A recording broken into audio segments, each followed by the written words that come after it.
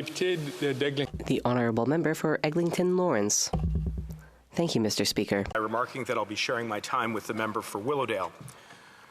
Mr. Speaker, let me start by extending my sympathy to the families of the victims of the heinous terrorist attack that was visited upon Israel by Hamas, killing approximately 1,400 individuals, including, to date, 5 Canadians, wounding 3,500, seeing 200 hostages currently held, including many Canadians.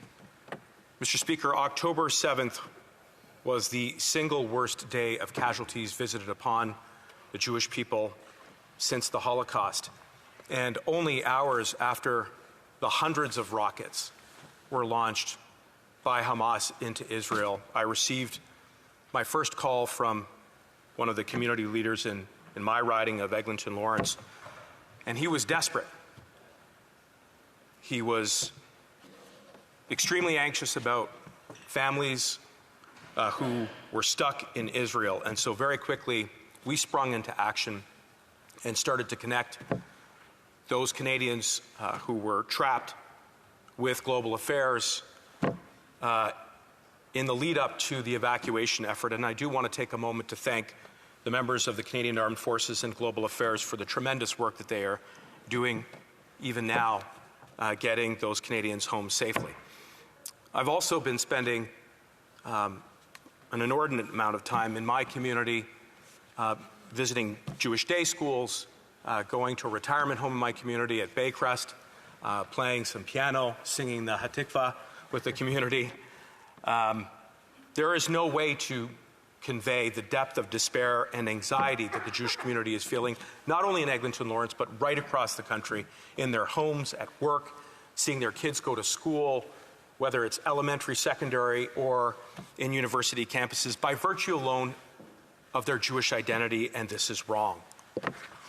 I also want to take a moment, of course, to say that our hearts go out to the victims in Gaza. We abhor the loss of any innocent life, Palestinian, Israeli, regardless of nationality. And Israel, indeed, is working with allies to establish the humanitarian corridors that are necessary to get the aid to Gaza, to make sure that people can flee and get to safety by giving them a heads up. Israel is doing this because they're a democracy. Hamas is not. Israel has regard for human life. Hamas does not. And lest it need to be said again, Hamas has deliberately and wantonly murdered innocent individuals, including 5 Canadians. Hamas has killed Canadians. Hamas continues to hold Canadians hostage, despite our protests and our demands to release them. And there can be no greater affront to Canadian sovereignty than the actions of a terrorist organization as recognized under Canadian law. Now, Mr. Speaker, it is for this reason that Israel has every right to defend itself, its people, its security, and its sovereignty. And here at home, we're continuing to exhibit leadership by ensuring that we see those hostages released as quickly as possible, by ensuring that Canadians who are stuck there get home as quickly as possible, by ensuring, Mr. Speaker, that we deliver humanitarian aid to those who need it the most, and by emphatically fighting against anti-Semitism, which, in the words of Erwin Kotler, is the canary in the mine shaft of evil. And I'm sorry to report to this chamber, but the canaries are dropping like flies when children in my community, Jewish children in my community, are afraid to wear the Star of David. That is fundamentally wrong. And I can think of no more fitting day than today to see the appointment and the passing of the torch from Erwin Kotler to Deborah Lyons in the appointment of a new special envoy who is committed to ensuring that we teach Canadians and everyone about the Holocaust and the Shoah, to ensure that we fight the scourge of anti-Semitism together. And that is the cause around which all members in this chamber, and indeed all Canadians, should be united behind. Because a Canada that is safer for Jews is safer for Muslims, is safer for Hindus, is safer for Sikhs, is safer for the gay community, for the trans community, for all Canadians. That is the cause around which that we should be united. And Mr. Speaker, it is with that closing note that I conclude my remarks. Thank you. Questions et commentaires. Questions and comments? The Honourable Member for Edmonton Strathcona. I'd like to thank my colleague for his intervention today. You know, one of the things that I think we all agree on in this place is that Hamas has done something unspeakably horrific to Israel and to the Palestinian people. And I think we can all agree that Palestinian people are not Hamas. That is not who that is.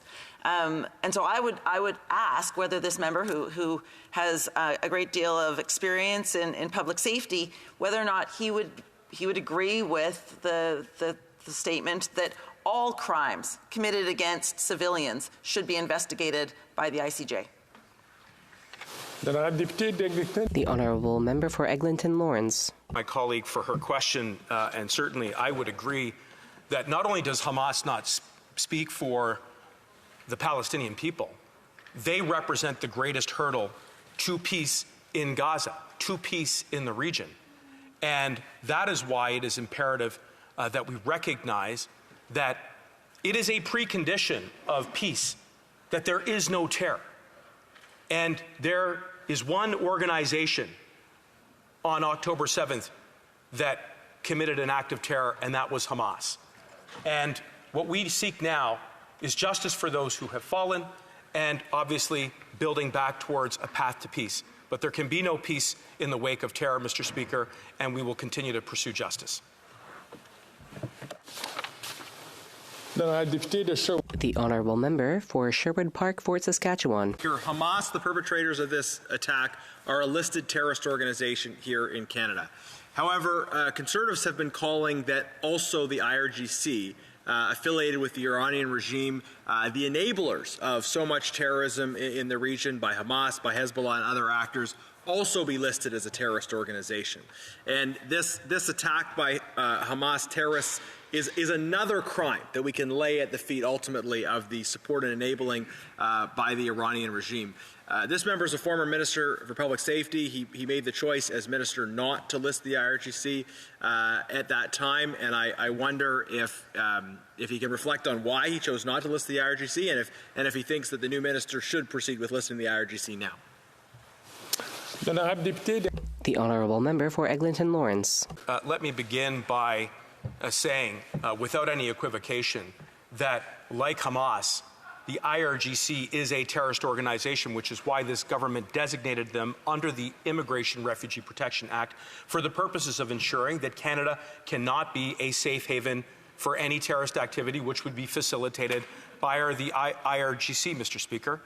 And we stand with the Iranian diaspora here, and we will continue to do whatever is necessary to protect Canadians both here and abroad as a result of any action committed by any terrorist activity, be it the IRGC, be it Hamas, or any other terrorist group.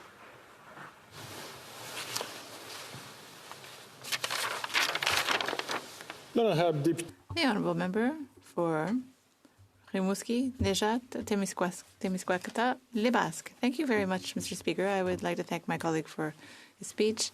And we agree that it is essential to have an emergency humanitarian corridor to help civilians. But in order to act, we have to cooperate with other actors. And unfortunately, Canada is not at the table and is not participating in decisions with other actors like France, Germany, the UK, the United States, Italy. They met to denounce the situation and to find solutions in Israel and Palestine.